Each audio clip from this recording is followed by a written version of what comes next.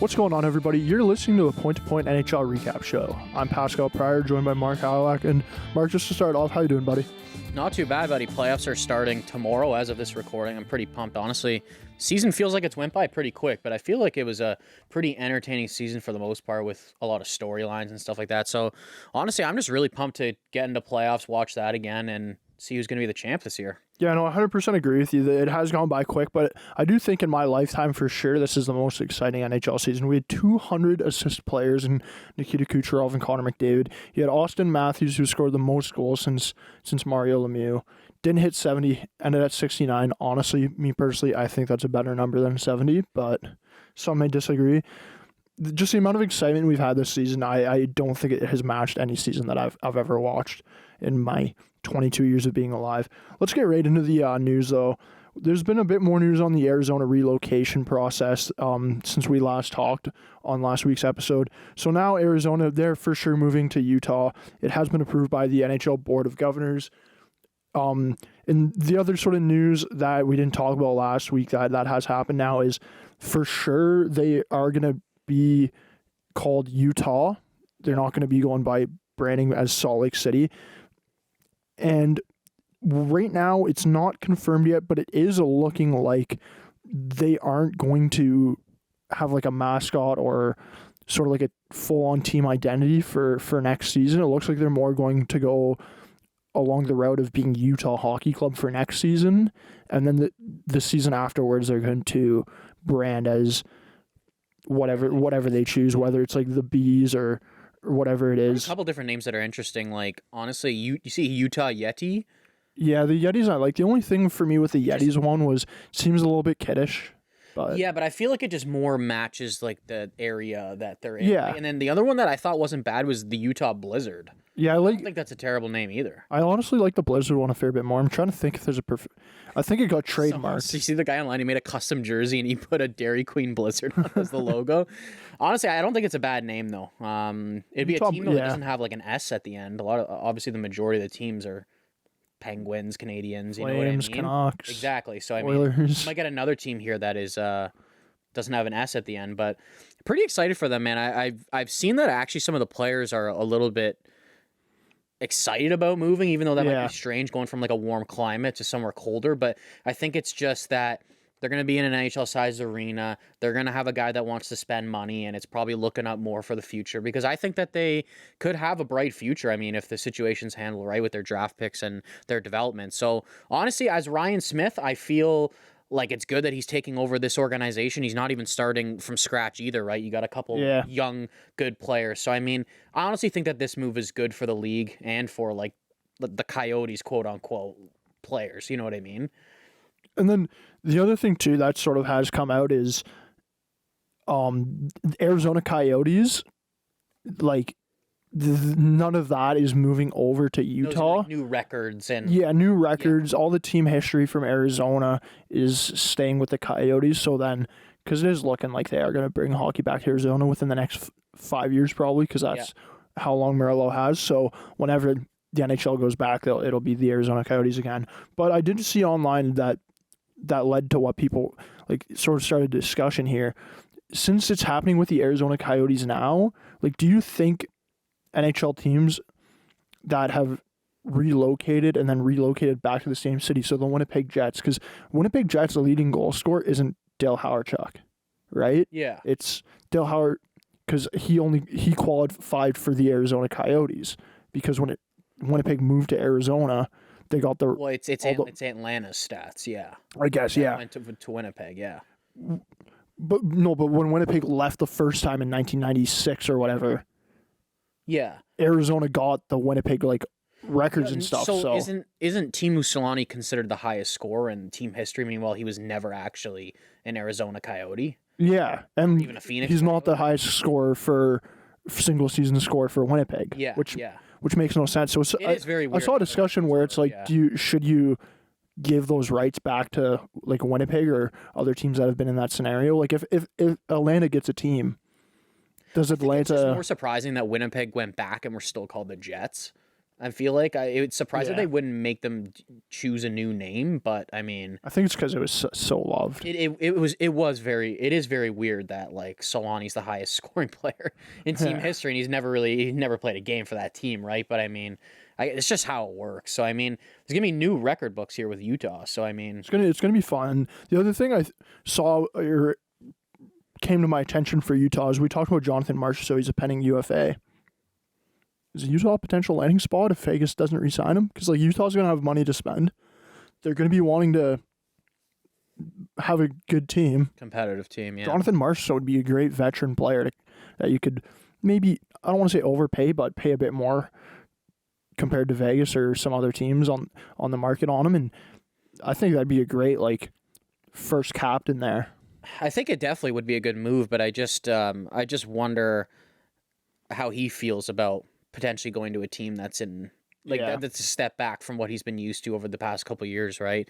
Like other guys that are pending UFAs this year, like you got Lindholm, you got Stamkos right now too. It's like it could be his last they round. throw the bag at him too to be that leader, but it's like, would Steven Stamkos want to go there? He's been on a team that's won back-to-back Stanley Cups, made another Cup final. You know what I mean? So I don't really know how this is going to play out. Arizona's obviously in a good spot with their cap right now. They've got a lot of young players.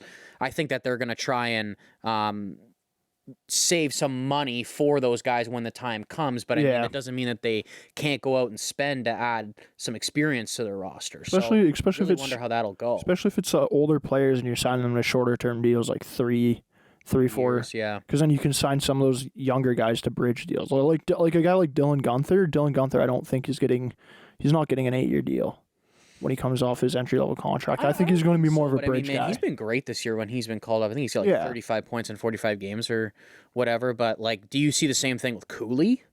Cooley, I'm more see signing an 8-year deal. I think Cooley's a guy that's going to want to sign an 8-year deal. It just feels like the way they've handled Gunther's development is they've been very patient with him. Yeah. Him, like, being in the NHL last year for 30 games, sent down, able to play in the Memorial Cup. This year, not starting in the NHL when you can clearly tell that he's ready. But at the same time, Dallas did the same thing with Stankoven, dude. Like, I think Stankoven could have played in the NHL last year. They did the same thing with Robertson, too. Robertson was lighting up the OHL for a couple of years. And the thing is, if you're Arizona, why rush it? It seems like it's paying off, this development for Stankoven and for Dylan Guenther, right? Yeah. So I don't know. Do you think it's just more or less because he didn't step into the NHL early? That's why he's not getting any. Like, what if he comes out next year and puts up 60 points? Like, then do you see an 8-year deal coming? Like, I could see an 8-year deal. More the reason I don't like. It's not that I don't think he's not deserving of an 8-year deal. I'm just more looking at it on like, if you're the team, is there enough of a sample size that you can sign him to an 8-year deal at $8 million, and it's not going to be bad in the long run? And then also on his side, it's like when we talk about Rasmus Dahlin and what he did signing the bridge deal and how much it benefited him compared to if he signed that 8-year deal like the couple of years before. Like, does Dylan Guenther look at it and be like, I could sign like a 2-year bridge deal for like $4 or $5 million and then prove that I'm like a $9-10 million player. Yeah. So I think maybe on both sides, like it could work out. The only reason I kind of disagree is because I just feel like those two guys for Utah are like, it seems like it's going to be the faces of future, right? Like that's their first line winger and their first line center. So I do wonder if they just try to lock that up at a good number when they can. I could for sure see Arizona trying to lock them up, or I guess Utah now, just based off the fact that you want these two younger guys coming in and being fan favorites and selling jerseys like it's nothing. Let's move on though to NCAA before we start talking about playoffs. NCAA Denver, they're the champs. It was a hell of a game. That finals against BC. Dude, that goalie, I don't know his name. Matt Davis. Holy dude, did he have probably the game of his life. Game of like NCAA tournament history, possibly. Well, they were saying that I think that it could possibly be like one of the greatest 4-game runs from a goaltender in college hockey history. He only let in 3 goals in 4 games, and he also played technically a whole extra game with the overtimes. Yeah, with the overtimes. So basically 3 goals in 5 games. Dude, BC had not been shut out the entire season, and they were shut out in the finals. Denver, I mean, like they're obviously a good team. They won the national championship in 2022, but the thing with their program is they don't have a lot of high-end NHL prospects. They do have NHL prospects. Obviously, like I've been talking about Z Buium a lot. Yeah, I think he's a draft stud. stock's just going It's up. gone through the Potentially roof. even a top 5 pick now, in my opinion. He's going to be like their first round pick in a couple years. I think their coach was saying they've only had 7 or 8 in like history of the program. I believe Troy Terry is probably the best Denver U alum. And the thing is, he's not even a first round pick either. Yeah. He's like a 4th or 5th round pick. But I mean, that makes a lot of sense. Troy Terry's a really good player. But just Denver's 10th national championship now. They're the first school ever to get to 10. Yep.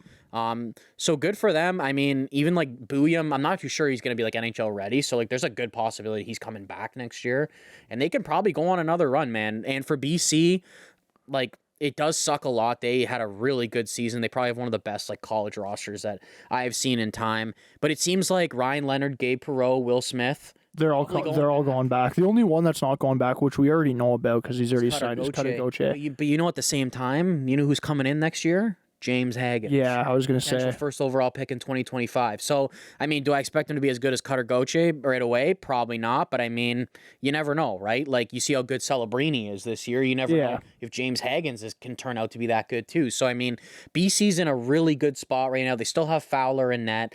They can definitely win a national championship next year, dude. Like this roster's not getting torn apart by any means. I think the only thing people are saying potentially is if San Jose gets Celebrini, does Will Smith decide to go if Celebrini goes right away? Yeah, that's what I saw. One question, but I think there's a possibility that Celebrini takes the route that Owen Power did, and he says after first overall, okay, I'm going to play another season here, and I can come up at the end of the season and play the last 10 games, whatever, 5 games or so. Could be better for Celebrini's development, but if Celebrini goes to Chicago, I can see them trying to push him to play with Bedard right away. If Celebrini goes to Chicago, I think the only way Celebrini doesn't go straight up to the NHL is if he gets drafted to San Jose. And even then, I don't think it's for sure that he's going to go back to college even if San Jose takes him, just with how good he is. Because like, you think he would go to the A?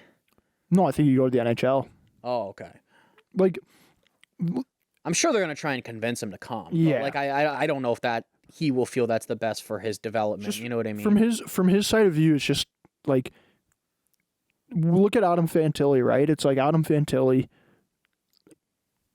came in as a freshman, lit it up, won the Hobey Baker, first freshman to do it since Jack Eichel, and now in back-to-back years we've had freshman Hobey Bakers with Celebrini winning it this year. It's like, there's not like outside of winning a national championship.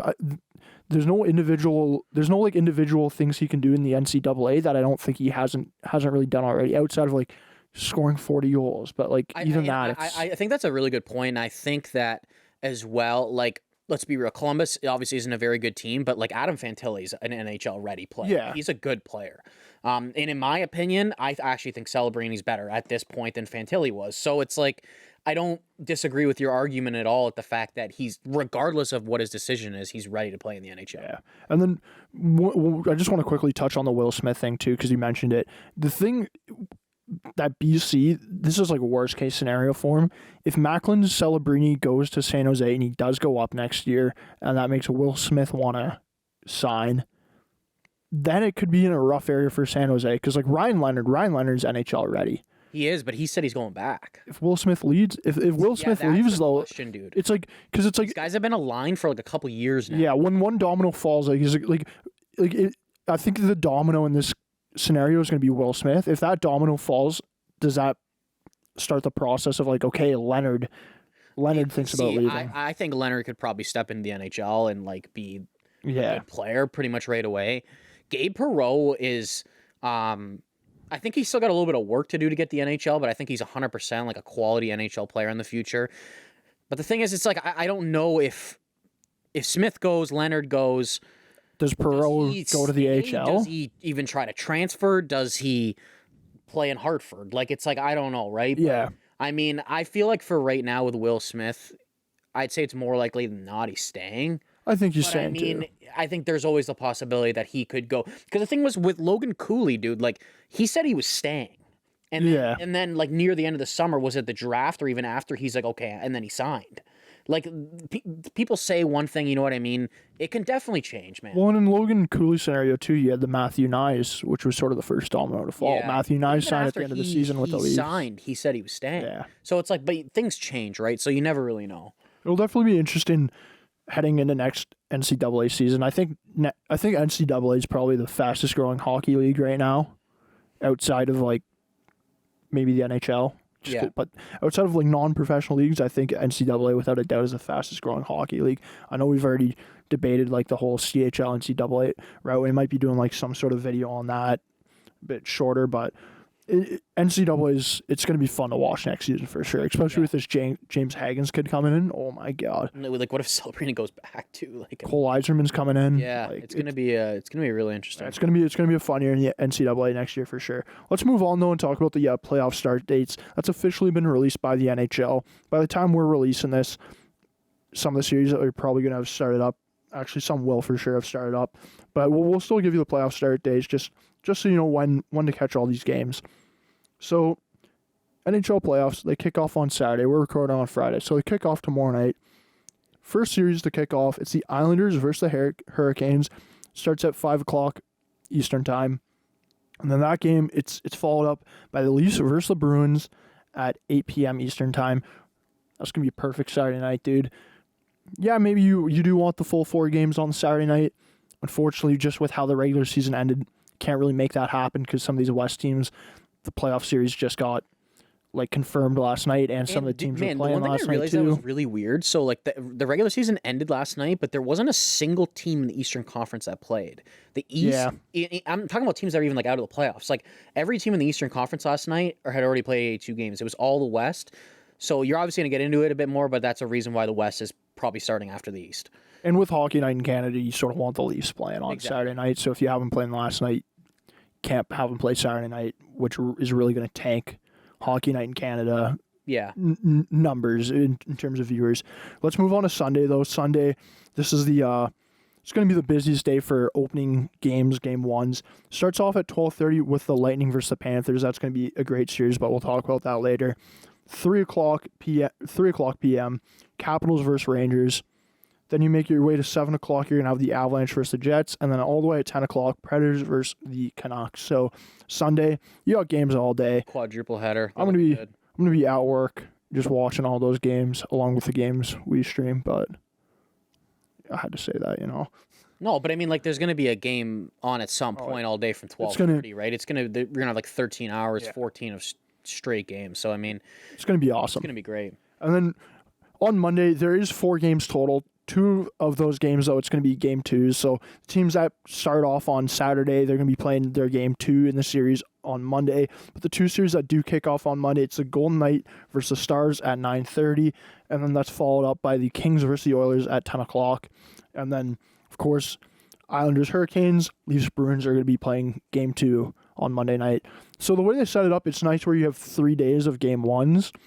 And yes, Saturday there's only 2 games, but whatever, because Sunday, Monday, Tuesday, Wednesday, going forward until these series end. There's going to be 4 games every night. If I'm not wrong, there's probably like an extra day gap for some of these teams in the East too, right? Like, yeah, there might be. Do the Leafs play like Monday, Thursday, Saturday to get that Saturday night game back again? Because that's what I think would be the most likely scenario to happen. Give me a second here to take a look. So Leafs play. They play Saturday. They play Monday. They play Wednesday. Okay, maybe Wednesday, and then would they? And then they put them Friday. They have Friday off. Game 5. No, that's game 4. Saturday. No, that's game 5. That's Saturday. They have Sunday. There's no games on the following Monday. No, I think game 4 would be Saturday. Yes, game 4 would be Saturday. Sorry. Saturday, Monday, Wednesday, Saturday. Yeah. Yeah. No, that makes the most sense, right? Like you're saying with the Hockey Night, I mean, getting the Leafs in there on the Saturday is probably the best bet, especially against a team like the Bruins, right? So, it also gives like the extra day for like the West to potentially catch up. I don't know if they have any like 3 There's no 3-day breaks, quote unquote, in their series is what I call it. But so next Thursday there's only 2 games. It's going to be Panthers versus the Lightning and Hurricanes versus the Islanders on next Thursday. Friday there's going to be 4 games. Next Saturday there's going to be 4 games as well. So it's the next Saturday like an all day thing, like this Sunday is. 2, 5, 6, 10:30. So similar. 2 at 5? There's going to be a 2 5. p.m., 5 p.m., 6 p.m., 10:30. So that is weird. 6 and 10:30 after 5. Why wouldn't they just do like 7:30 instead of 6? Sorry, no, I'm mistaken. I'm actually like really blind. I'm just realizing right now it's 2 p.m., 5 p.m., 8 p.m., 10:30. That makes the most sense. Yeah. So you're in the same scenario of just. I was thinking it was weird too that you're gonna have some overlap there on the East series, but no, it does say 8 p.m. and then there's gonna be 4 games on the Sunday as well, and it's pretty much the same setup except it just starts at 2:30 instead of 2 o'clock. So next weekend is gonna be amazing for watching. A lot of games. Game ones, because all these games are gonna be like games 3, 4. So like this is the part of the playoffs where obviously the most series are going on as well, so you can get the most hockey. We're really only going to have those couple of days of games all day, but I mean, man, I'm excited to just take advantage of it and just watch it because some really interesting matchups here in the first round, which we're going to get into. I'm gonna be one of those weirdos that has like 5 TVs. Yeah, like.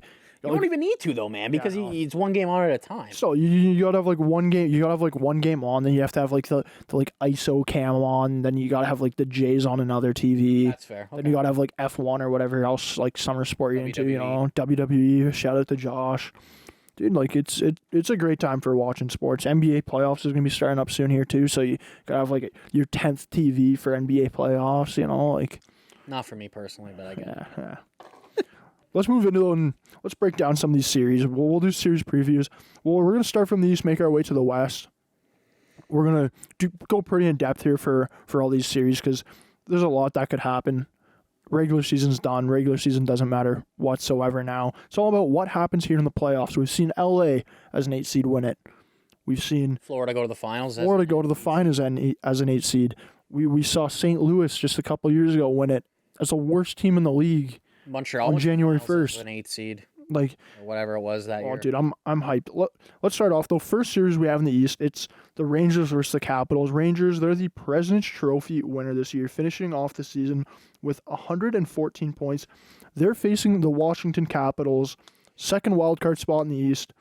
They have the worst goal differential out of every team that's ever made the playoffs, -37. I hate to say it, I don't want to be shitting on the 8 seeds here, but I don't think this is a year where an 8th seed or wild card 2, I guess you call them now, goes on and wins the cup. I don't think Washington's doing that this year. They don't have the top end stars. They don't have the depth. I think the only reason, quite frankly, they're in the playoffs is just because it was such a slaughterhouse for that second wild card spot. Like in regards to like. It kind of seemed like for a while no one wanted the spot. Yeah, like it seemed like Pittsburgh. I mean, as much as they didn't make it, I will say they pushed hard. They did push hard towards the end, but even like they were just too far back at first. Outside of that last month, though, it looked like they really did not want it. Yeah, like at points you were like, man, you take Crosby off that team, they're not even sniffing. They're probably like top 10 pick. Oh, even top 5. You can maybe argue. Like, Crosby's the only reason Pittsburgh finished where they are. But whatever. We're not here to talk about Sidney Crosby and the Pittsburgh Penguins. We're here to talk about the Rangers versus the Capitals. Who do you have in this series, though, Mark? So, honestly, I think both teams are going into the playoffs on a high note. As much as you can say Washington maybe didn't deserve to be there, they've been playing some pretty decent hockey as of late. They won 3 in a row to get in there. They're getting some really great goaltending from Charlie Lindgren. Those last 3 or 4 games, I think he let in 3 goals, had like a .960 save percentage. So a huge reason why Washington got into the playoffs. Look, Ovi's a playoff performer. He's won a Stanley Cup. I can see him being a factor in this series, but I just don't think it's going to be enough. I think after kind of him, Dylan Strome, listen, there's some good players on this team still that probably don't get as much recognition as we talk about. Like, I like Connor McMichael, Henrik Lapierre. These are kind of like some of the guys that have stepped in this year and actually a reason why this team is making the playoffs. But let's not forget, like, these guys were sellers at the trade deadline. Like, Joel Edmondson gone, Kuznetsov, Anthony Mantha, all gone. I don't think they really expected to be in this situation. So I think you got to give the team a lot of credit for actually, like, selling and being in the playoffs here. I just think that the Rangers, are too top heavy for this team. I think they have a lot of options to go to, especially when you're getting a guy like Alexis Lafreniere like breaking out this season. Listen, Panarin's been a great winger his entire career, but he's never even played at the level that he's been playing at right now, right? Yeah, like he's a guy that in a lot of other years you're talking about this guy's a heart. And I think it's like the Rangers have the best player at every position, to be quite honest with you. And it's like, okay, you can argue Charlie Lindgren's playing fantastic right now, but with the Rangers, it's like, dude, if Shesterkin somehow fumbles, Jonathan Quick's been playing good this year, dude. Yep. Like, it's not really that much of a worry to me. I think the Rangers are definitely the better team in this series, and I think they're going to take it in 5 games. I'll give Washington 1 game. I think the way Lindgren's playing, he could easily steal a game. I think it's going to be a sweep, dude. Really? Yeah. Okay. For me, when you look at the roster construction comparing these two teams, there's 2 things that really stand out to me that is completely going to be really bad matchups for Washington in this series. The first thing is the centers. When you look at when you're looking at the projected lineups for Game 1, the first 3 centermen for the New York Rangers: Mika Zibanejad, Vincent Trocheck, Alex Wenberg. You look at Washington, you have Connor McMichael, who he's a good player, but he's not at the level as those other guys. And he's a young player. He doesn't have any playoff experience. You got Dylan Strome. I do like Dylan Strome a fair bit. He actually had a great year. He had a great year. I don't want to rip him. I do like him. I think he's a good 2-line C. Yeah. But then your 3rd-line C is Henrik Slapierre. Again, I do like him, but he's no playoff experience whatsoever. Like, I think when you look at the top 3 centermen, and then you got Barclay Goodrow even on your 4th line for New York, who even like. I mean, he's okay. But I think if you were to put on Washington, he'd for sure be their 3-line C. I'm not a big fan of Barclay Goodrow. I don't think he's really going to have much effect in this series, but I do get what you're saying, man. I just think when you look at the center of the ice, New York takes that far and away in that category, and we all know how important centermen are, especially come playoff time. And the thing is, it's like I said, they have the factor at every position, right? Like Adam Fox can make a huge impact in this series, and it's like if Washington wants to win this, dude, like I think that, look, they are going to have to get great goaltending. Ovi's going to have to play out of his mind, and John Carlson's going to have to play out of his mind. Yeah. That's the only way they're winning this series.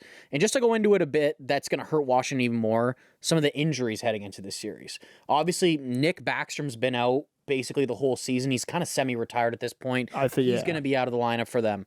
Ethan Bear, currently in the NHL Player Assistance Program, no timetable for his return. And also on D, dude, Sandin has an upper body injury. Nick Jensen took that hit last week from Mikey Esamon. He has a concussion. They are both unconfirmed to start the series. So it's like you're taking 3 defensemen out of Washington's lineup to start the series. Meanwhile, on the Rangers side, it's more Blake Wheeler's done for the season. That was known. And the only other guy is Philip Hedl. He's only played 10 games this year. He's been practicing lately. I don't know if he's playing, what the situation is. Maybe he wants to be with the team for playoffs. But it's like both teams are basically, the Rangers are basically going in with their full roster of what they've known the past month or so, right? With Wheeler being out, Hedl's not around. With Washington, it's like, dude, you might be missing 3 of your top 6 defensemen to start this series. Yeah, it doesn't look good for Washington. That was the other thing I was going to mention, was that the defenseman is so one-sided in this series. Like when you look at New York, you have Adam Fox on one pairing, you got Keandre Miller on the second pairing, and then you got Jacob Trouba on the third pairing. Yeah. I don't even want to call it a third pairing, because at that point that's a 2B, 2A pairing. It's more the fact that Schneider's taken a step up to play, and the thing is, I've seen that the Rangers are playing a lot better with him in the second pair. But I mean, yeah, it's like, bro, Trouba's probably not a third pairing defenseman. They got don't 3. want him to be making $8 million, but it's like his style of game is very effective come playoff time, right? So I just see a situation. I could see a sweep, dude, but I just think that I'm giving Charlie Lindgren the benefit of the doubt of how good he's been playing. That's fair. And it's fair. Like, I could see the Rangers going up 2-0. Washington goes home. Charlie Lindgren puts up a 45-save, 2-goal against performance, and they win a game. You know what I mean? Besides that, it's like, dude, I could totally see a sweep happening here. Yeah, I think this series. Sorry, you think it's a sweep, no doubt. I think this is going to be a sweep. I think there's only one series, maybe 2. You can say that I think personally are going to be sweeps or could be sweeps in the first round. This for sure is one of them that I think is this going is to going to be like the most uninteresting series to watch? without a doubt. Yeah. Like I do get it is like a Metro rivalries These teams sort have of a lot in the playoffs, like over a decade. they have, but the thing is, it's just so one sided. Okay. It's just so one sided, and then also the fact that Washington like really doesn't have that much business being in the playoffs Right. doesn't help out. I'd be surprised if the viewership numbers were any good on this series. Like to if be it was honest. the least viewed series, you wouldn't be surprised at all. Yeah, like outside of Garrett Parsons having this game up on 5 separate devices, like I don't think there's going to be that many other viewers to be frank. Before we move on though to some of these other series in the East, though, I want to ask you a question. It's going to be a little betting question here. This bet doesn't even exist, so we got to make it up right now. What's the over under on how many games before Matt Rempe and Tom Wilson drop the gloves? Right now personally, I think it's at 1. I think it's 1.5. I'm taking the under. I think they fight game 1, to be honest. But I could see them fighting game 2. game in 2, MSG. okay. Yeah. Maybe not game 1, but I think I feel like Tom Wilson's the type of guy that would definitely fight Rempe at MSG. And we all know Rempe's it's playoff time. We all know Rempe or Tom Wilson's going to do something where It's like the line almost, yeah. crossing the line or walking that line, and the whole other team's going to be fired up. And those are the two guys on the teams that are. Bet though. Like if they had that online. Dude, if they had that, I'm hammering the under. I think game 1, dude. Game 1, one of those guys is going to be trying to set the tone, and I don't want to say run a guy from behind, but like big hit. And what if they do like what they did against the Devils and just get like 4 guys on each team kicked that's out what I'd love. right at the That's beginning what of the I'd love. series. Shesterkin gets like 1 game sussy. Takes out Lindgren right away. So we're sweeping now, bitch. Yeah, I'm like, as much as I think the series is going to be a bit boring, that is one part about this series that I think could help with bringing in those viewers is that you got Matt Rempe in this series against Tom Wilson, Yeah. one of the most hated guys in the NHL probably. Yeah. So I think that aspect where you have the Tom Wilson Matt Rempe rivalry is going to help this series out a lot with getting engagement from fans. Let's move on though to our second series that we want to preview in these. It's the New York Islanders versus the Carolina Hurricanes. This is one of those Metro matchups here. When you look at the Metro standings, how it sort of played out this year, Carolina, they came second, 111 points. Islanders just sneaking into third place, 94 points. Massive gap there between second and third place in points. It's not like we're talking about the Atlantic Division here where you got, this 2-3 matchup is looking... Carolina's much closer to the Rangers than they are to the Islanders. Yeah, there's for sure a massive gap here in between these two teams. To be honest, this is the other series I think here that could be a sweep. Really? The only thing is when you mention Charlie Lindgren for the for Washington, it's like the Islanders, are you going to get that one game of goaltending that bails you out? I think, honestly, New York is a lot more likely to get that one game of goaltending, especially with the way they play defensively, than Washington is. But I do think this series is going to be a sweep. Interesting. Carolina, they had a Jake Getzel. Jake Getzel, best trade deadline acquisition I think any team brought in. Yeah, 100%. He's been over a point per game player. Yeah. With Carolina. He's a playoff performer, dude. He's a playoff performer. He's scoring at like a 40-goal rate. This team has a lot of depth. Yes. Honestly, as much as you want to rip them in past seasons for maybe not having that top-end talent, I think the top-end talent is there on this team. You got Aho, you got Gensel, you got Marty Nashis, you got Sheshnikov. Jarvis, Kuznetsov, he's going to be their second-line center right now. Jordan Staal, he's going to be their third-line C-man. Like, their third line is going to be a pretty good... He's a shutdown guy. Physical shutdown. It's going to be a good shutdown physical third line, though. You got Martin Hook, Staal, and Nosen. That's going to be a good... The only thing here, looking at this team, and I know you're not going to like this, is Kotkaniemi, he is penciled in right now as the fourth-line C. Do I think that's going to happen? I don't know. I could see him being a playoff scratch, to be honest. Yeah, I could too. He's been horrific the last... Is Jack Drury in the lineup for them right now? Jack Drury they have as a winger on that fourth line. See, he can easily play center too. I could see a situation where Kotkaniemi's out. The thing with like Carolina, like they're a deep team, not even up front, but like the back end too is really good. Like this team struggled to start the season. I remember us talking about it, and we said, are we worried about this at all? This team usually doesn't do this. And we both said no, and we shouldn't have been worried. Like, this team has been one of the best teams in the league since 2024 turned. Their penalty kill has gotten so much better, and they've had the most goals by defensemen since January started. I think back there when you have like Brady, Shea, Burns, Slavin's that shutdown guy. Orlov can provide some offense as well. Brett Pesce, kind of a down year for him, but I mean, like, he's been a top 4 defenseman for many years on this team. In net for Carolina, too, it's like Freddie's back. Freddie's back from this blood clot issue he was dealing with. He's been great. Kochetkov, he had a really rough start to the year, but he's been great. He finished off strong. 2 guys to turn to in this series, but you also look on the Islanders side, they also have 2 guys to turn to as well, in Sorokin and Semyon Varlamov. They have Varlamov penciled in starting the series right now. See, Sorokin's been struggling. That's why. Varlamov's been taking most of the load. I'm really curious to see how this plays out, but with the Islanders, though, it's like, they fired Lambert. They brought in Patrick Waugh. He's definitely changed some things in their game. Dude, they went from one of the worst penalty kills in the NHL. They've been top 10 in the league since he has taken over this team. They have changed some things in their game that have made them successful, and they've actually led them to the playoffs this year. They've had a great month of April so far. They've only let in 13 goals in 8 games, and I think that has to do the part with, I think Sorokin is just kind of overplayed, and it's like, why? Like, Varlamov's like, he's a great backup goaltender. He could start on some teams. Yeah, I'd prefer to have him as my 1B backup, but he's playing the role of a backup goalie when he's better than that, and I think that's why they've been letting in so little goals lately. After saying all this, I think Carolina is way too deep for New York. I think New York's got some solid players, but Carolina up and down their lineup is honestly debatably better at every position. Unless goaltending, Sorokin, if he's playing at his best, there's no goalie in this series that's as good. The only thing is I don't think at any point this season we've seen Sorokin at his best. Play a game where not even at his best, but not even at a point where he's better than Carolina's goaltenders. That's okay. That's a fair enough point, but man, you never know in the playoffs though. Like, anything can really happen, right? Saying all this, I've got Carolina in 5. You got Carolina in 5. You're scared of taking these sweeps, dude. This is not a series that I thought for one second. Get the balls out, dude. Bring the balls out, buddy. I honestly debated 6 for a while. Okay. I didn't think the other series of the Rangers, I debated a sweep. This, I didn't debate a sweep. I think I don't think that the Islanders are going to get swept. See, for me, I think the Islanders are getting swept, not because of goaltending issues or anything. I think they're just going to have such a hard time putting the puck in the net, dude. That's fair.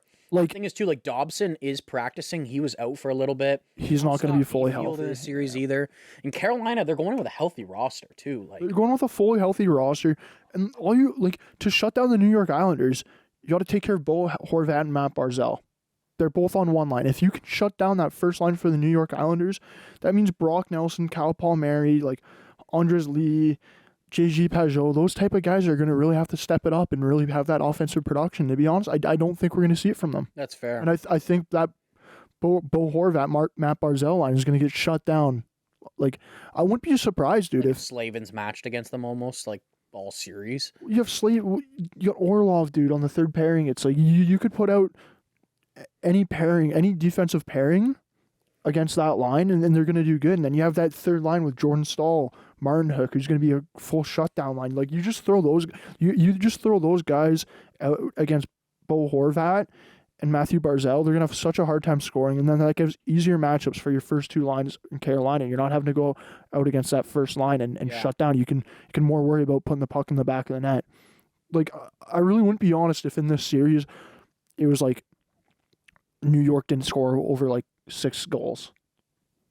Maybe that is a bit low, but I think Carolina's gonna, like, I don't want to say get shut down, but like, do you think like every series in this game is like basically going to be an under, or do you think Carolina at some points like might break out for 6 goals or something like that? Yeah, I think I would take the under, but the thing that scares me is what you mentioned. Like, I think at some point here, Carolina could put up 6 goals. They could have 2 games potentially where they put up 6 goals. I think personally, I think that they're gonna win it, like at least a game or 2, like 6-2 or 5-1, something like that at some point. But I think at some points in the series, it will be like close. For sure on New York though, if there was betting how many goals is New York going to score throughout the series, I'm for sure taking the under on there.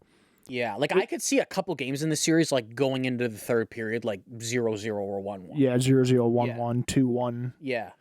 It's an empty netter for Carolina that makes it 3-1. I could easily see that. For me personally, it's probably the second least interesting series in the playoffs, round 1. Okay. I think that New York one's probably the least interesting. You don't like the New York teams, eh?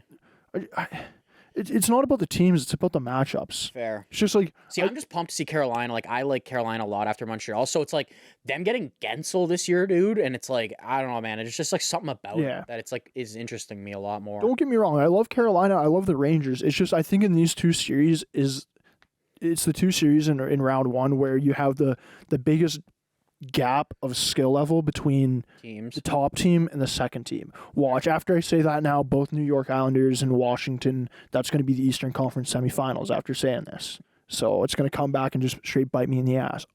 But I do think out of all the series in the playoffs, these two has the biggest skill gap between the teams. So I see that. That's just why I think these two series are going to be a bit more boring. Like it's not like it's going to be a dogfight. Like even the wild card series in the East, for who am I thinking? Oh my God, for Florida.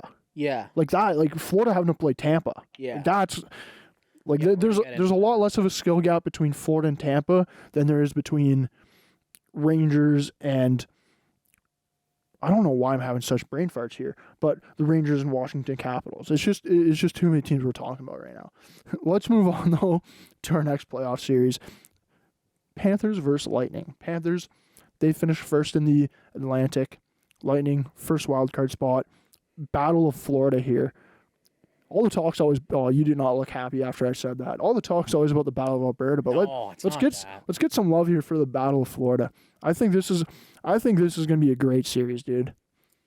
Man, I'm only making that reaction because, dude, I spent so much time debating who's going to win this series. I think this thing's going to come right down to the wire. Man, Tampa, it's like they've been playing some good hockey since the trade deadline, to be quite honest with you. They were at a point where they almost slipped into third in that division. Yeah.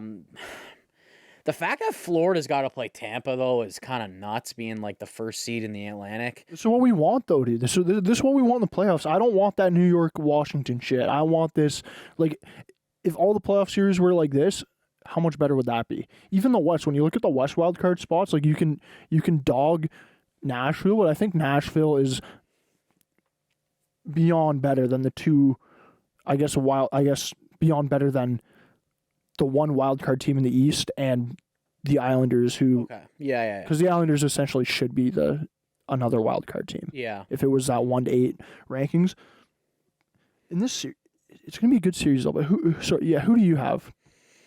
So I came down to it. I ended up taking Florida in 7. I think this thing's going right down to the wire, but I think that Tampa could easily come out on top in this series. Like I said, I definitely debated it for quite some time, but I think the two, like, there could be a lot of X factors in this series, right? Like, there's a lot of great players. There's a lot of talented players in this series.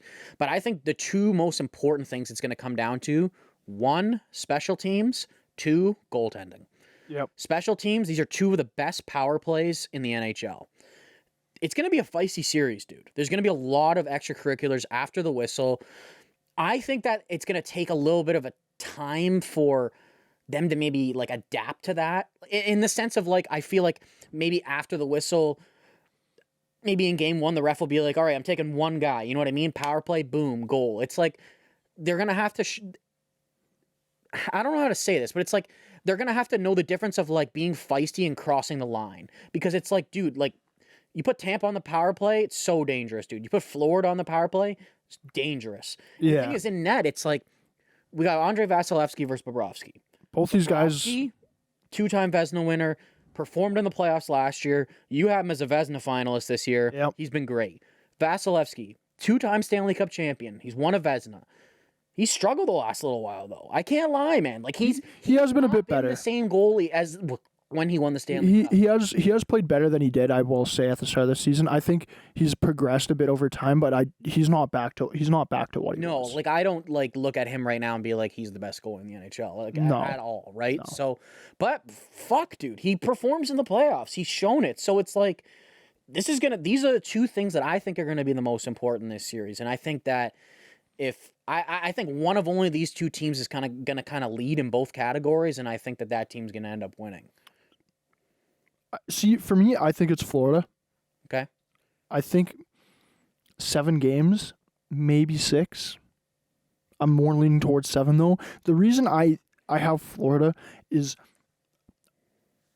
as you said, matchup-wise, it's so close. The only thing that worries me a bit with Tampa, though, is how deep of playoff runs they've had over the past 5 years. And how tired they are. Like, when you look at their core being Point, Kucherov, Cirelli, Hedman, Vasilevsky. Their core group has played. It's over 82 games. I think it's somewhere in the 90s, maybe even the hundreds, of how many extra games they've played of playoff games over the past 5 years. I just think the later they go in the series, the fatigue is going to affect them a lot more than it's going to affect the Florida Panthers. But it's the thing that one of our colleagues though was saying at work when I was talking about this, though, which was a good point, is that some of these players though haven't been there for all those playoff runs, but a lot of them have. Like Cirelli's a guy I didn't mention who's been here for all those playoff runs, who's played all those games. So I just think that the fatigue factor in this series is what's going to give Florida the advantage here, and I'm leaning towards it's going to be 7 games, but I could see Florida in 6 games. I mean, that's fair. And like, I would just argue like Tampa's depth isn't as good as when they won cups or their defense, to be honest. The thing is with Florida though, it's like, do you think they're fatigued at all from last year's run? No. I think we saw it more earlier on in the year. Like, you think it probably helped having like Ekblad and Montour like out too? They were out. Vasilevsky's probably more rested than usual, right? Him coming off like surgery. Matthew Tkachuk had a really slow start to the season. I think he for sure was feeling the fatigue and still some of that injury from last playoffs. It was affecting him at the start of the season, but since January 1st, man, he's been one of the better players in the NHL. Probably top 10, to be honest. Like, if he didn't have such a slow start to the season and the way he started, I think we'd be talking about him like being a 100-point guy, like sort of like what we're talking about Panarin right now. I think he'd be in that conversation if he didn't have such a slow start. I just think Florida, they're younger too. I think it's just going to come down to the fatigue and sort of the shape that these guys are in is why I have Florida giving them the edge here. Anything else you want to say for the series, or you want to move on to I just think it's going to be a really the interesting other big series one to watch, like, regardless of that. Yeah. I mean, like I said, if Tampa ends up winning, I mean, I wouldn't be that surprised because I don't think it's like a real... I don't think it's like a real one versus wild card, really. Like, I don't know. I just feel like the teams are just way too close for that, actually. But, I mean, I just think Florida's the deeper team. I think they're the better team. More rested as well. I will say if Tampa does end up winning the series, I don't think there's a shot in hell they make it out the second round. Really? Because I think the fatigue is going to set in for them even in this first round towards the end is why I was debating 6 games. Because if by game 5 some of these guys are feeling beat up again, dude, like that's why I think it could maybe be Florida in 6. If they make it to the second round, they're going to be beat up fatigue-wise, and you just came out of a series against Florida, who's going to beat the absolute shit out of you for however many games you're playing them. So I don't think there's a shot in hell they make it out of the second round if they do make it past the first. But watch, they're going to win back-to-back cups now after I say this. Everything I've said this year is just completely wrong. Philadelphia, worst team in the NHL? Psych. Yeah, almost made the playoffs. Watch me make the playoffs, bitch. Let's move on to the Leafs versus the Bruins, though. This right here, best series in round 1. You think so? Without a doubt. Dude, I don't know, man. I think like Dallas-Vegas is... Dallas-Vegas is up there. For me, it's just Leafs-Bruins because... Just the history. Just the history. If the Leafs get past the Bruins, we all know Leafs, like, Leafs fans are going to be going straight delusional. The curse is broken. The curse is broken. 100% happening. This is the 2 versus 3 though in the Atlantic. I think the Atlantic series in the East this year are like way better than the Metro series. Yeah, I think so too. We're talking about Capitals versus Rangers, Islanders versus Hurricanes. I'm like shitting on these series, saying they're going to be pretty boring. And you move over to the Atlantic, and you got Panthers versus Lightning, which we think's going to be super fun. You got the Leafs versus Bruins. This one, 7 games for sure. I think it's going 7 games. I think it's Boston in 7, to be honest. Who do you have though? I've got the Leafs in 6. Oh, I hate you. Get off this podcast. So, this is, man, it's going to be a good series. The one thing I will say is, like, I don't know what it is about the Bruins. They're not as good as last year. I really wonder what they're going to do in net, to be quite honest. Last year, they kind of ran Allmark the whole series and then threw Swayman in Game 7. Yeah. Like, do you think they're going to rotate him? Like, I don't really know what is going to happen here. Listen, I think the Leafs are the better team up front. They're deeper. They've got the best player up front, too, in Austin Matthews. And it's like after Pasternak, it's Marchand, and then it drops a bit. When you got Marner, you got Nylander. Tavares obviously isn't playing at the same level as he has in the past, but still can be a very effective player.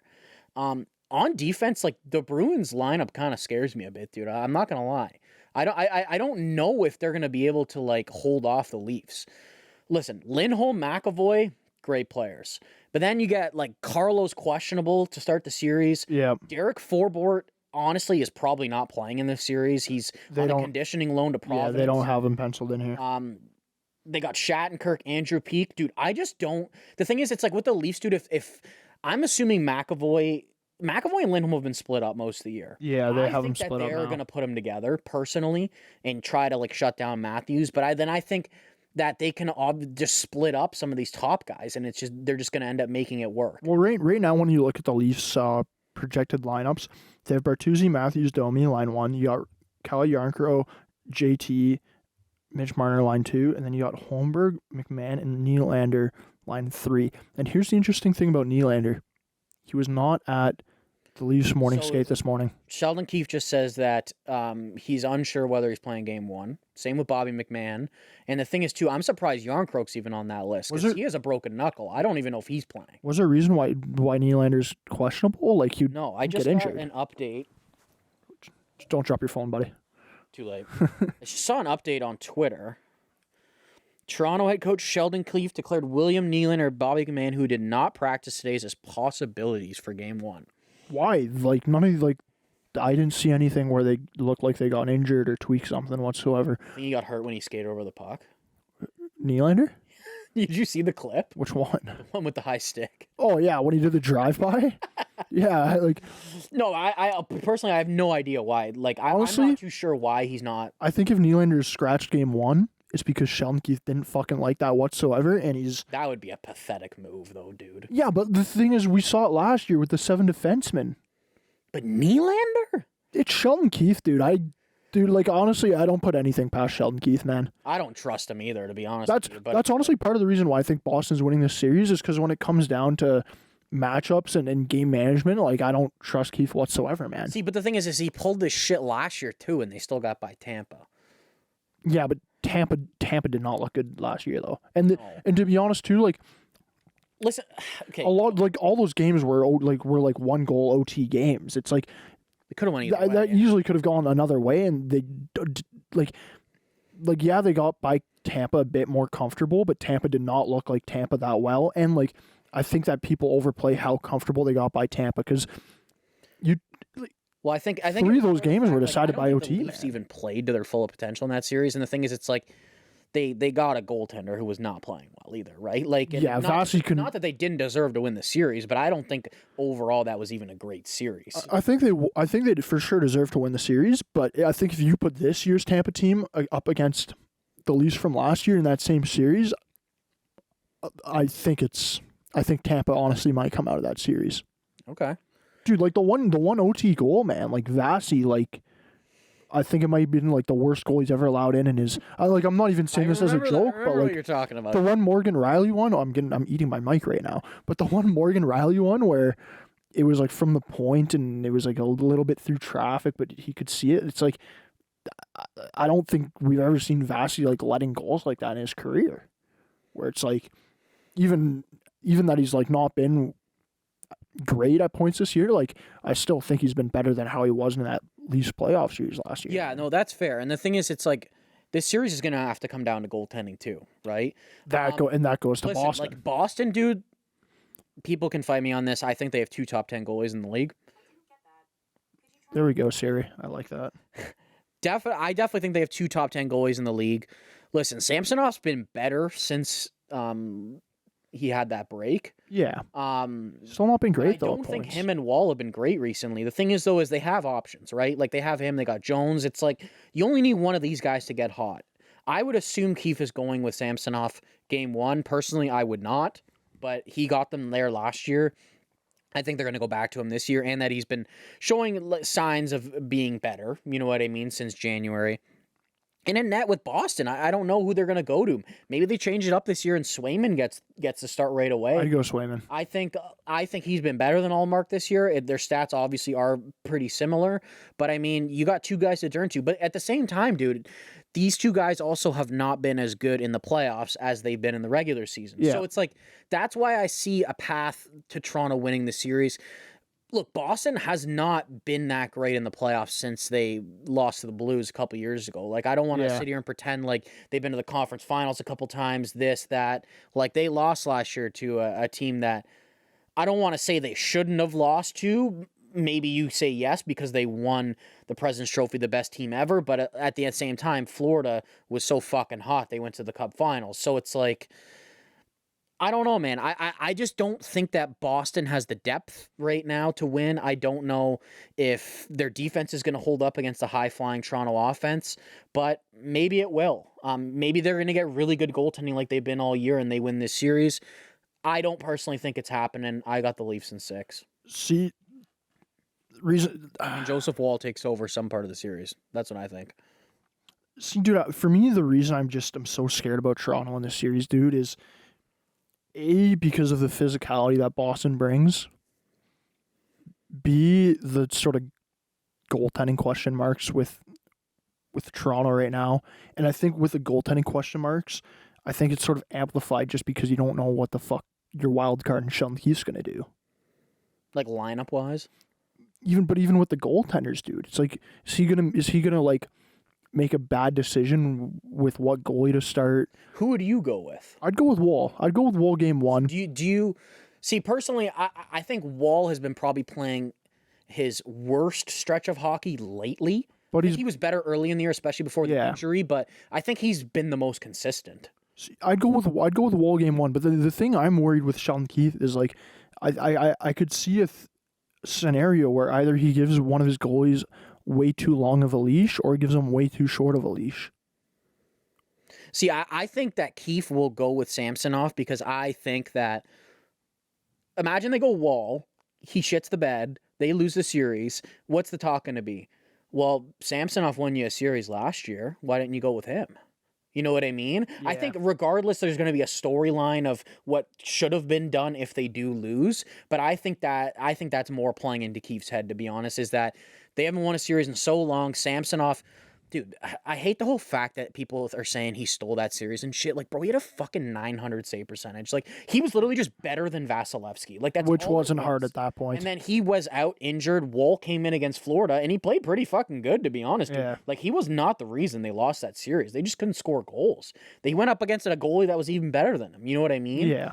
I would go Wall. He just gives me a lot more confidence than Samsonov does, but I don't think that that's going to be the choice. The other thing, to be honest, that scares me about this, for me, the biggest thing about the Leafs team, dude, is that game against Florida, the second last game of the season, that screamed a playoff game. Yeah. Like, you know when you watch regular season games toward the end of the year and you're like, it's 2 teams that might be playing each other in the playoffs, or it has like really big implications on the standings, and you're like, this is a playoff game, but it's being played in the regular season. For me, it was that game. Well, it actually mattered, though, right? Like, no, it fully mattered. They're playing the Leafs. Yeah, no, it fully mattered. But like, but that's what I mean. Like, it didn't feel like a regular season game. It felt like a playoff game. Like, then the next night, Toronto plays Tampa. It was a game of shit. Which yeah, game was shitty. But for that Florida game, though, it felt like a playoff game. The players were playing the game as if it was a playoff game, like the physicality in there, the scrums after the whistle. And, dude, Toronto did not look good, man. No. They blew a 2-goal lead. And it, like... Well, they haven't been playing good hockey heading into the playoffs. Yeah. But the thing is, playoffs is a new season, right? So, Yep. I mean, you never really know what can happen. Do you want to start talking about the Western Conference? Yeah, but before we move on to the Western Conference, let's take a quick break here. We'll give you guys some picks for the playoffs round 1, and hopefully you guys can make some money with us. So stay tuned because we'll be back here after this quick little betting preview and break down the Western Conference. Here comes the money. Here we go. This week's point-to-point pick is for the Washington Capitals versus the New York Rangers series to finish in under 4.5 games. The Rangers have a 2-0 series lead going into Game 3 and have had no issues with scoring, putting up 8 goals in the first 2 games. You can currently get it at plus 130, meaning $10 wins you 23. All right, now that you have all the betting info you need heading into the playoffs, let's move on, Mark, and we'll break down the Western Conference playoff series here. We started off with the Golden Knights for Stars. Stars, they finished on top of the Western Conference. Golden Knights, they were the second wild card spot. That's a good team to be in a second wild card spot, unlike the Washington Capitals. Who do you have in this series, though? Man, it's going to be a really good series. They met last year in the conference finals. Vegas obviously went on to win the Stanley Cup. Vegas took that series in 6 games, but they went up 3-0 in that series. Dallas kind of made their way back a little bit, but ended up just being too much for the Stars. Man, this is going to be one of the better series in the first round, like I was saying. Just saying these teams meeting in the conference finals last year just, I think, proves that. Like, would you say these are probably 2 of the best, 3 teams in the entire Western Conference, probably meeting in the first round? Yeah, I think the top of the... If they're playing to their full potential? It's hard to say, though, man, because, top of the East is super good. And then even the top of the West, man. Stars, Golden Knights, super good. Avalanche, Jets, good. Both good. Oilers you can put in there. I think, those 5 teams, I don't think there's, much of a skill gap between them. And Fair. Canucks as well, you got to throw in there, dude. So, I do think that Dallas is going to end up winning. I've got them winning in 7. Obviously, I've just been on the Dallas train all year. I think they're so deep. I just think that, the top 4s on this team on defense are really good, right? Dallas gets Heiskanen, Lindell, Harley's been great. You add Chris Tanev, who's been really well in that system, too. But with Vegas, they're bringing in Noah Hannafin, Petrangelo's there, Theodore. And the thing is with them, too, they've got a lot of depth on D with Nick Hague, Martinez as well, right? So... I don't know, man. It's if Vegas wins this series, I wouldn't be that surprised just because they've won the Cup. They're a really deep team. Both teams are really deep on forward as well, but I just think that Dallas might outmatch them a little bit, especially with Vegas's potential injuries in this series, Carrier being out, Mark Stone. I guess we'll see if he's showing up game 1 or not. Even Petrangelo, he's a little banged up. So I don't know, man. I think that Dallas is going to take it to Vegas in the end and take them down. Vegas can definitely win. It's going to be a great series. I think that's going to come right down to the wire. But I think that Dallas is probably the best and the deepest team in the NHL, and I think that they were right there last year of being close to going to that Stanley Cup Finals, and I think they're hungry. And I think that the X factor, too, is, what's going to happen in net with Vegas? Listen, Hill's do you go Hill or do you go He's Thompson? Been struggling since he came back, dude. Is he, I would assume he is starting game 1 because he is the Cup champ from last year, and he's got the job done before. Thompson has arguably been the better goalie this year, but, I mean, if you don't have your goalie playing at a really high level, I don't know what's going to happen. I just trust Jake Ottinger a lot more than I would either of those guys, and I think that he can definitely be an X factor in this series. Yeah, for me, I'm with you. I got the Stars in 7. I agree. Stars, I've been riding the Stars train all year. I still got a futures on them from preseason, so I sort of want that to hit as well. What is that, if you don't mind me asking? So Dallas Stars to win the Stanley Cup. I think I got them at plus 1,800 maybe. Fuck, that's good odds, I think man. $10. They're probably right now plus 500. Plus 750. Okay, but still, that's a huge difference. Yeah, right now it's $10 wins me 180. Where if you were to put to the $10 on them as of a couple days ago, it would be only $85, I think. Okay. Because for last week's episode, I had Dallas Stars as one of my betting picks. That's the only reason I know that. But yeah, no, I have them in 7. I completely agree with you that I think they're the deepest team in the NHL and that they're hungry. And we look at what they did last season in the playoffs, and honestly, I think the team is better this year. Like, dude, you look at their third line, man. Their third line: Stankoven, Johnson, and Jamie Benn. Yeah, it's nuts, dude. It's not a third line. That's not a third line. That's a 1B line. That's a 1B line, dude. Like, Dallas has 3 1B lines. I don't think they have a 1A line just because of how much they spread around their top end talent within the lineup, but they have 3 1B lines. Yeah. That is hard to match up against. Yeah. And then, as you mentioned, their defenseman, super deep on defenseman. I think Heiskanen is honestly probably the most underrated defenseman in the NHL with the amount of minutes, and it's like meaningful minutes that he's playing too. I think just like impact defensively too, right? Yeah. Just like the amount, the amount of time that he logs, and he's playing against the best players every night. And the thing is too, it's like, man, I wouldn't be surprised if like a guy like Jason Robertson, listen, dude, he's pretty much a point per game player, but like he didn't have the same season he did last year. He had 109 points last year. It's like, this is a new season for him almost. Like he can just come out and he could be the best player in this series. Oh, yeah. Like, you know what I mean? So it's like, I think that he has that much meaningful impact, and it's like, I wouldn't be surprised if he took it over. You got Joe Pavelski, who's a playoff performer. You got Matt Duchene, who's on this team who they didn't have last year. Yeah. And then, as you mentioned, Jake Onger. Yeah, Jake Onger, he hasn't had the most spectacular season. I think he's had a pretty steady season, though. I think people are hating on him too much.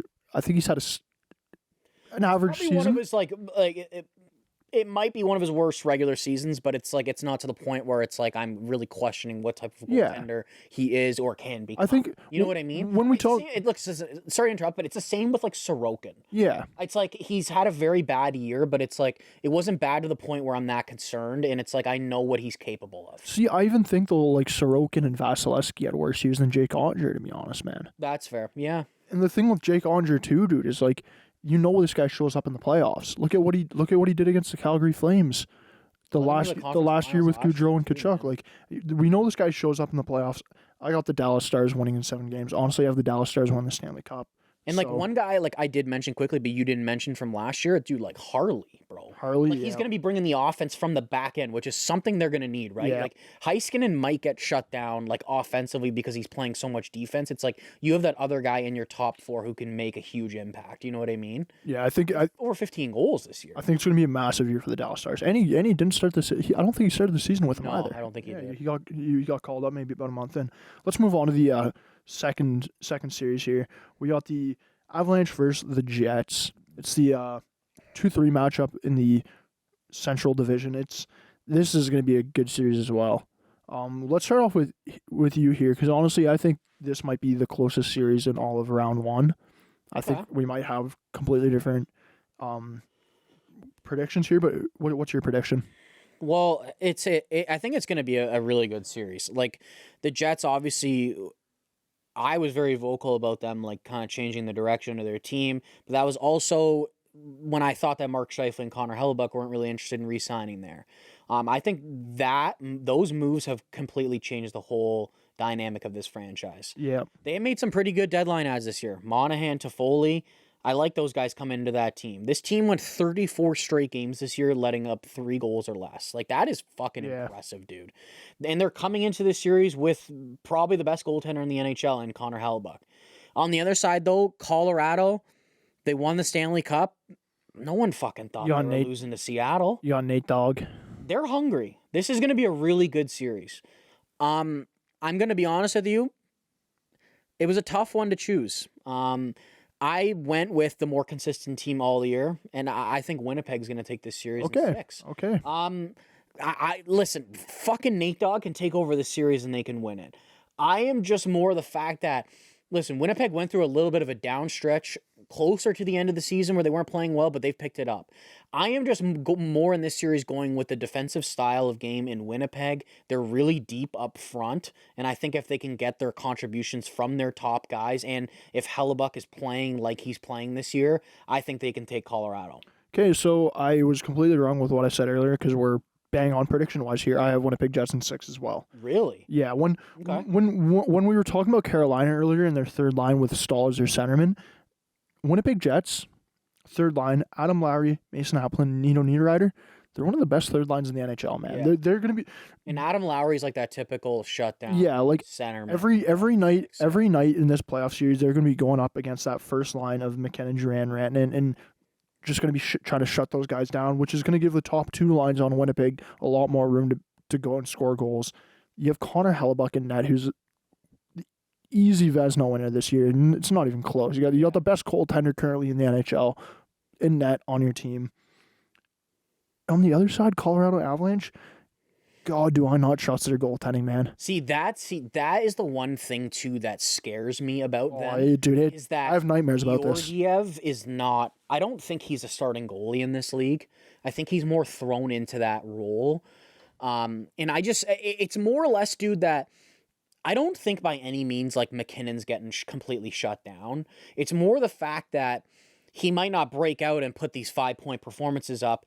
I just think Winnipeg's lineup's deep enough that these lines can get to them. Like, they can get to Georgiev. Like, it's like, what I'm trying to say is, like, I don't think it's like, if their top two lines don't score, they're not going to score. I think that, like, any line on this team is capable of scoring on Georgiev, dude. I completely agree with you. Colorado's got some really great defensemen back there, too, right? But, I mean, Georgiev was good in the playoffs last year against Seattle, to be honest. Like, Seattle more or less, like, shut down Colorado, but I have just not liked what I've seen from him this year, and I think it's going to be a huge factor in this series. And I don't think there's a chance in hell he's outplaying Connor Hellebuck. There's not a chance in hell, dude, that he's outplaying Connor Hellebuck whatsoever. I even saw, like, some people are talking, like, does Georgiev even start the series? Like, do you even trust him starting game guy's one? Been playing pretty decent, but I don't know, man. I think you got to go with him. I think you ought to go with Georgiev, but it's just even the fact that there's a conversation there that it's like, is Georgiev starting with game one with, like, how not stellar their goaltending is? It's definitely worrisome. Like, it wouldn't surprise me if at some point in this series we see a game where Georgiev gets pulled within the first, like, couple minutes, 50, not couple, but like first 10, 15 minutes this year to let in, like, regardless if it's the first shot or like a goal really early. Yeah, like it wouldn't go down. It wouldn't surprise me within the first 10 minutes of the game. It's like 3-1. Yeah, 3-1 Winnipeg, and you're looking at Georgiev. And like, get out of the net. Not that we've been shitting on Colorado the past couple minutes at all. No, they're a great team. We've been more positive to Winnipeg. It's like, if Colorado takes this series, like, I wouldn't be too surprised. I'd be a little bit surprised, to be honest with you. Like, I think that a lot would have to go wrong for the Jets, like, where they're kind of not playing that defensive style that they've been playing all year. Hellebuck would probably not be playing at the level that he's been playing at all year. And, like, maybe their depth doesn't show up, and maybe Georgiev plays well, and Nate Dogg and Makar and Rantanen take over the series. Like, I'm not going to be really shocked if Colorado ends up winning the series. I just personally think that they're not going to. Yeah, I just think, I agree with you. There's just too much to go wrong for Winnipeg to have Colorado coming out of this series. But if Colorado does come out of the series, then watch out, because if Colorado comes out of the series, either what happened, I think, is Connor Hellebuck is the worst goaltender. If they win, they're going to be going back to this, like, they're probably going to be playing this defensive style, gritty, speedy hockey they did when they won the Cup. And, like, they pretty much got average goaltending when they won the Cup. Like, maybe they can do it again. Yeah, well, like, wouldn't surprise me if Nate Dogg just went off, and next thing it's like, oh my God, these guys are 12 points in 7 games. Yeah, it's like fuck, these guys are about to go on an absolute run here. Let's move on though. We gotta wrap this up pretty quick here. Let's move on to the Predators versus Canucks. Canucks, they finished first in the Pacific. They're facing the first wild card team, which is the Nashville Predators. Honestly, dude, I think this is the one series that is most likely to be the upset in. So you got Nashville or not? I don't have Nashville. Honestly, I have Vancouver in 7. But if any team is gonna make an upset here in the playoffs, and any team's gonna do that, like, Cinderella story type thing, I think it's going to be Nashville, just with the way they've ended the regular season and the push they made here since the new year. Like, saying everything you've just said, I actually have Nashville in 7. Okay. I think that the way they've been playing at the end of the season, I think it can definitely ride into the playoffs. The Canucks, it's like are they ready? They're very top heavy. Yeah. I don't think that their depth has been great. I really like Dakota Joshua though. I think he's been a really good player for them. He can actually make a huge impact in this series of, like, the style of game he is. I really wonder what they're going to do in accordance to, like, do you think Lindholm's on the wing? Do you think he's a centerman? I think that if he's down the middle, they're really lacking some scoring on the wings. The way it's penciled in right now is you got Suter, Miller, Besser, Hoglander, Pedersen, Mikheyev, Dakota Johnson, Lindholm, Connor Garland. Joshua. Dakota Joshua, not Johnson. Oh, yeah. But yeah, like it's like I think that if like realistically, if one of Lindholm, Pedersen, or Miller is not on the wing, they're lacking some scoring on the wings. Look, they're a great team. Quinn Hughes is probably going to win the Norris this year. Like he's been really good. Thatcher Demko's probably a Vezina finalist. But the thing is, it's like this is another series where you're getting two really good goaltenders going at it. Yep. Demko, it's like I just don't know if he's been healthy enough, long enough to get into that form again. While Saros kind of struggled earlier in the year, and now he's been showing how good he can be, right? The other thing, too, is like, look, Nashville, since that cup run, have they been on a lot of meaningful playoff runs? No. But for the most part, they've been in the playoffs. Vancouver, they haven't for 5 years or so now, whatever that was. Actually, I think it may have only been 4. It was probably that bubble run that they went on, like that short run where they lost to Vegas. Yeah. But I just don't. I don't know, man. Like, Vancouver is probably the better team on paper, but I don't think Nashville gets enough credit for what they've been doing all year. They kind of have some guys that you wouldn't expect to be as good. Like, dude, how many people know that Gustav Nyquist had 75 points this year? Yeah, like, I didn't know that. Like, Forsberg had 47 goals. Like, O'Reilly, he's been a great fit there. Like, Tommy Novak, dude, he's been a solid top 6 centerman for this team. And it's like, dude, they're all run by Roman Josi, dude. This guy's unbelievable. And that's the factor in this series. It's like Quinn Hughes is the best defenseman, but dude, I'm fucking telling you, Roman Josi, he's not miles and miles and miles behind him.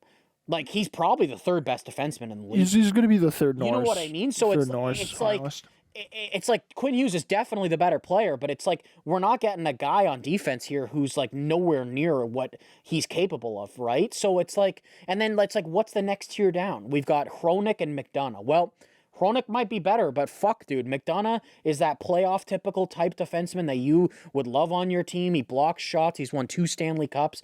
I just don't think that Nashville is as outmatched as a lot of people think. Maybe a little bit up front, but man, they've got the depth, and I can see. I totally see them upsetting Vancouver. I could see an upset here for sure. Honestly, dude, I am going with Vancouver just because of the top end talent here. Okay. That's the only reason I'm going to Vancouver. I'm going with them in 7. But the thing is, Nashville, I think it's going to be hell of a close series. The thing that when I look at Nashville, man, Nashville really reminds me of the New York Islanders like 4 or 5 years ago when they went to the conference finals. When they went to the conference finals where they just run 4 lines and they just beat the shit out of you every night. Yeah. And it's low scoring games and they come through. Like if Nashville plays that style of hockey where it's lower scoring games and they're just beating the shit out of you every night, I could see Nashville going on a little run here. And if you see Saros is it's like he's more than shutting it down, like it wouldn't surprise me whatsoever to see Nashville win a series, maybe even 2 here. But I do just think because of the top end talent, I'm just gonna go with Vancouver in 7. That's fair. I could see it happening. Like I mean, I'm not like oblivious to the fact that Vancouver could win this series. Yeah. It's just like I smell an upset coming, dude. I don't know.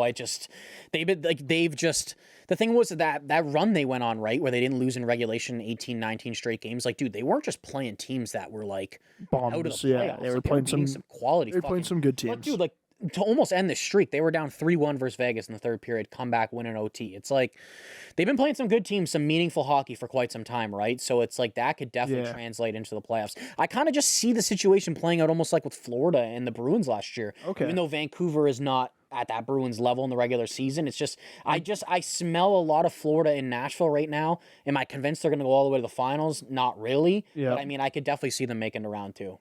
Let's move on to our last playoff series here in the West. It's the Los Angeles Kings versus the Edmonton Oilers. It's at 2. Have we seen them play before in the playoffs? I think we have. Yeah, the last 2 seasons. So 3rd straight year, these 2 teams are meeting in round number 1.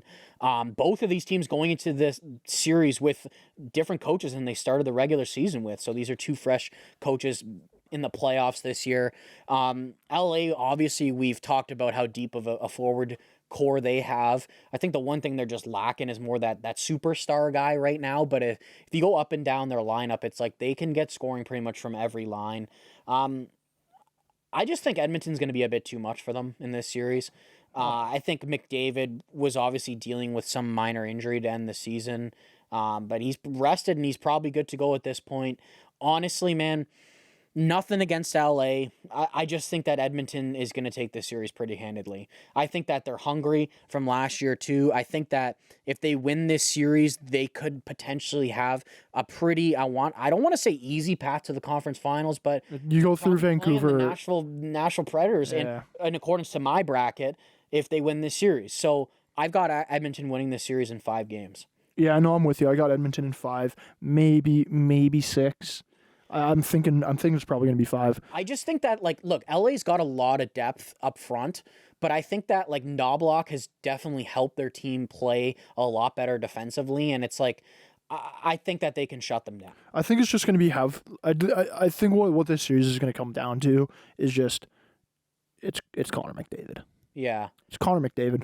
You don't bet against Connor McDavid. But the thing is, it's like LA's going to come out hungry, man. Like, they're not going to want to fucking lose these guys 3 years in a row, dude. Yeah. Like, it's another year almost wasted of Doughty and Kopitar's careers. They're going to come out hard, but it's like, I don't see a fucking situation in hell where Cam Talbot is taking out the Edmonton Oilers.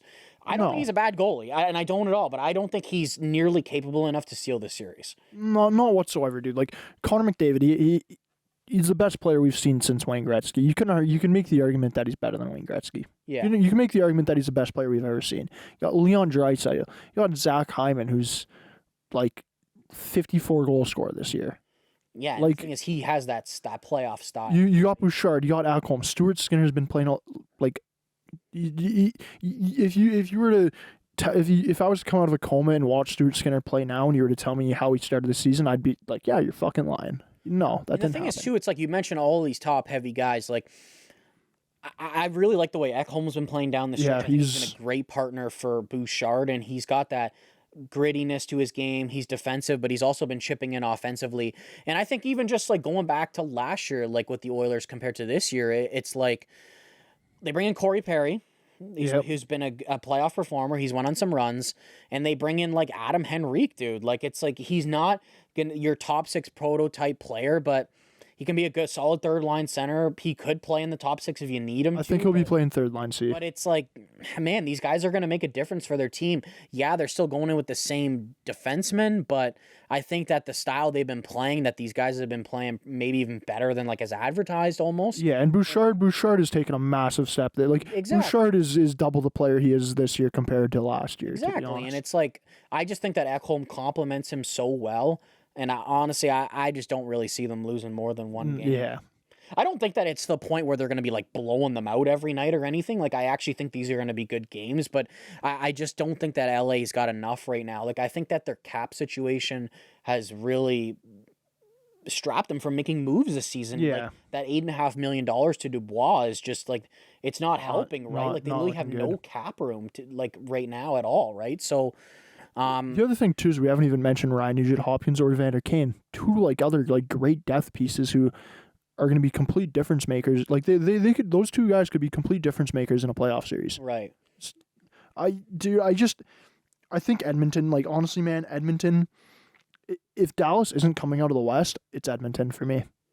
Just because of the way they've turned around this season. Like, if they didn't have the start to the season they had, they're probably first in the West right now, like pretty healthy too. Right? Like, they were very close to even winning their division near the end there, but I don't know if I agree with that, to be honest. I think it's like there could be some other teams that could give them a huge fight, and I could see them not getting out of the West. But I mean, like, in the sense they've been playing some great hockey. If they get great goaltending and like their defense holds up with the superstars doing their thing, like, I could see it, but I don't know if I'm convinced right now that they are going to do it. I do think that they have a very good path to the conference finals. Even if Vancouver beats Nashville, it's like, dude, I'm taking Edmonton against Vancouver. Most likely, as of right now, I would say, right? So, and the thing is Vancouver's pretty much owned them all season too, but that doesn't really matter. Like, it's like I picked Toronto against Boston. Boston's 4-0 against the Leafs. The reason I say I think Edmonton's coming out of the West if Dallas isn't is because honestly I think it's going to be a Dallas-Edmonton Western Conference Finals. Fair. That's the reason. The only team. I guess I'm more just thinking like Dallas out, I think they would lose to Vegas. Then I don't know, dude. I think Vegas. I think does Edmonton beat Vegas? I think they'd beat Vegas. When you look at the times they've played in the last couple months here, like Edmonton's played a lot better than them. Like that series last year, like realistically, like could have went either way. And like, Edmonton was in that series. They're a better team this year, dude. They're a better team. Like they have 100 points. They ended the season with 100 points. They were only 5 points behind the Canucks for first in the Pacific, and they were only 9 points behind Stars for first in the West. 5-13 at the American Thanksgiving. Dude, if they were literally went 500 for the first month and a half of the season, they probably would have finished first place in the West. Yeah, and that's if they just went 500 in the first month and a half. Yeah, and they didn't. And if they've been playing like this, I think it's just nuts to me about them is like. I knew they were going to turn it around the whole time, but I didn't know. Did we? Did you? I gotta go in the archives for this, man. Dude, I said they'd turn it around. I said they'd be a playoff team. I gotta look. Okay, go back. I gotta look at the archives. I'm like 95% certain that's what I said. But the thing is, it's like I more thought that like they weren't gonna like dominate as much like after that. Like, it was more or less they're going to be playing good enough hockey where they can get into the playoffs. And, like, maybe with a couple... Exit. Like, I thought they were going to be more of a situation where they legit might be a wild card team and, like, there could be 4 or 5 games left and they haven't secured a spot. But, like, dude, it's like, bro, like, for how long have they been, like, okay, they're making the playoffs? Like, 20 games at least? Like, you know what I mean? It's like... At least. Like, they've been that good where it's, like, the end of the season. They're coming on strong here. I'm curious to see if they go on a run this year. Like, fuck, I want them to, man. I want McDavid to be playing. Being a Flames fan, as much as like I hate the Oilers, dude. Like, you can't be a hockey fan, you can't be a Canadian and hate McDavid and not want to see that guy win a cup. At least for me, it's like if he's gonna win a cup, let's do it when the Flames are a bad team. You know, like you know, in the conference. Yeah, I don't want to lose it in the conference finals and he goes on to win a cup. So let's get him a cup here this year. Yeah. Honestly, I think we got to wrap up the show after that, though. McDavid win the cup. Yeah, 100%. Honestly, I don't see it happening this year, but only time will tell. I think we're just going to be back at it next week. We'll probably be maybe game 3, 4-ish, somewhere around game 3. Definitely going to be excited to wrap this up. Curious to see how fucking wrong my predictions are going to be this year. But I'm definitely excited for the playoffs to get going. Really appreciate you guys tuning in.